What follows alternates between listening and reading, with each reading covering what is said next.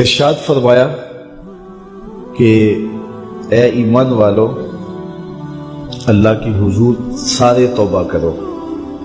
توبہ کرنے کا حکم اس آیت میں سب کو دیا گیا ہے۔ توبوا الی اللہ جمیعا، اے ایمان والو سب کے سب اللہ کی حضور توبہ کرو۔ علامہ اسماعیل حقی نے یہاں بڑی خوبصورت بات لکھی۔ وہ فرماتے ہیں کہ اللہ تعالیٰ نے سب کو توبہ کا حکم دے کے گناہ گاروں کا پردہ رکھ لیا۔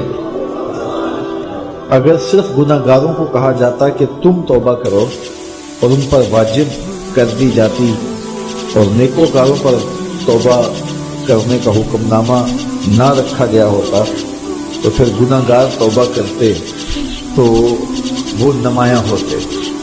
تو یہاں نیکوکاروں کو کہا گیا ہے کہ تم بھی توبہ کرو، بدکاروں کو کہا گیا ہے تم بھی توبہ کرو۔ نیک توبہ کریں گے تو درجے بلند ہوں گے، گناہ گار توبہ کریں گے تو گناہ معاف ہوں گے۔ اور رسول اللہ صلی اللہ علیہ وسلم نے کمال کرم فرمایا، حضور خود ایک دن میں 70 مرتبہ سے زیادہ استغفار کرتے تھے اور حضور نے اپنا عمل لوگوں کے لیے چھوڑا۔ تو اللہ تعالیٰ کی یہ کرم نوازی ہے، اس کی صفت ہے کہ وہ ستار ہے، وہ پردہ پوش ہے اور بندوں کو رسوا نہیں کرتا۔ تو اس طرح اجتماعی طور پہ توبہ کرنے کا اس نے ہمیں حکم دیا۔ توبہ ما قبل کے سارے گناہوں کو مٹا دیتی ہے۔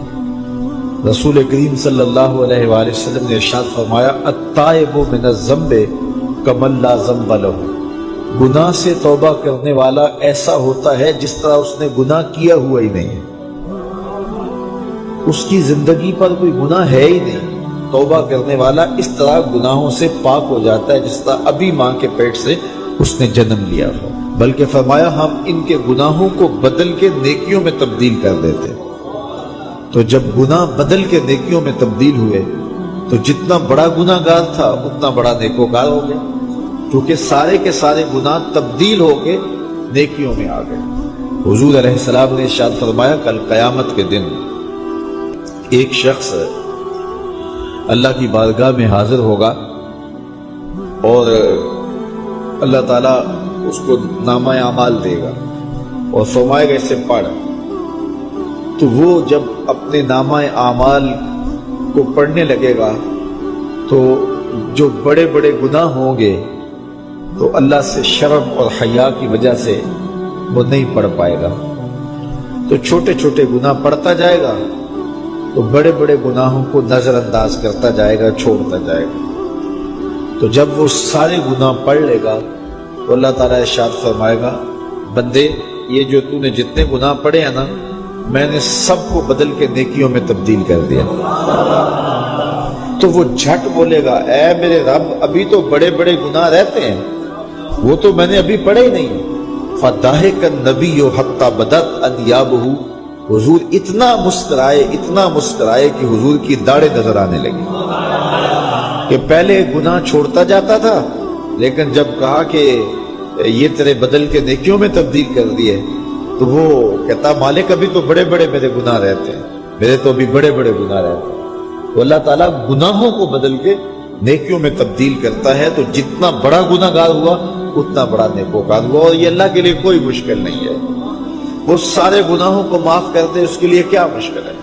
اگر سمندروں کی جھاگ سے بھی زیادہ گناہ ہے، رب کہتا ہے میری چوکھٹ پہ آؤ تو صحیح، دامن پھیلاؤ تو صحیح، میری دہلیز پہ آؤ تو صحیح، میں تمہارے سارے گناہ معاف کر دوں، بلکہ بدل کے نیکیوں میں تبدیل کر دوں۔ حضرت عمر کا زمانہ ہے، آپ جانتے ہاتھ میں کوڑا رکھتے تھے، تو آپ جا رہے تھے، ایک شرابی تھا، ہاتھ میں اس نے بوتل شراب کی پکڑی تھی، گلی کا موڑ کاٹا اس نے تو آگے حضرت عمر نظر آئے۔ حضرت عمر تو موقع پہ سزا دیتے تھے، ہاتھ میں دھرا پکڑا ہے تو اس نے دل ہی دل میں کہا مالک عمر کے قہر سے بچا لے، پکی توبہ کرتا ہوں آج کے بعد شراب نہیں پیوں گا، اور جلدی سے وہ شراب کی بوتل بغل میں دبا لی۔ حضرت عمر بھی سر پہ پہنچ گئے اور جھڑک کے کہا کہ یہ تیرے پاس کیا ہے؟ تو ڈرتے ہوئے کہا حضرت سرکہ ہے۔ تو عمر سے کہا نکال، تو جب نکالا تو واقعی سرکہ ہو گیا تھا۔ جو رب شراب کو سرکے میں بدلنے پہ قادر ہے، وہ رب گناہوں کو نیکیوں میں بدلنے پہ بھی قادر ہے۔ تو اس کے در پہ کوئی آئے تو صحیح، جھولی پھیلائے تو صحیح، ہم تو مائل بکرم ہیں، کوئی سائل ہی نہیں، راہ دکھلائیں کسے، راہ روے منزل ہی نہیں۔ کوئی اس کی دہلیز پہ تو آئے، اس کی چوکھٹ پہ تو آئے۔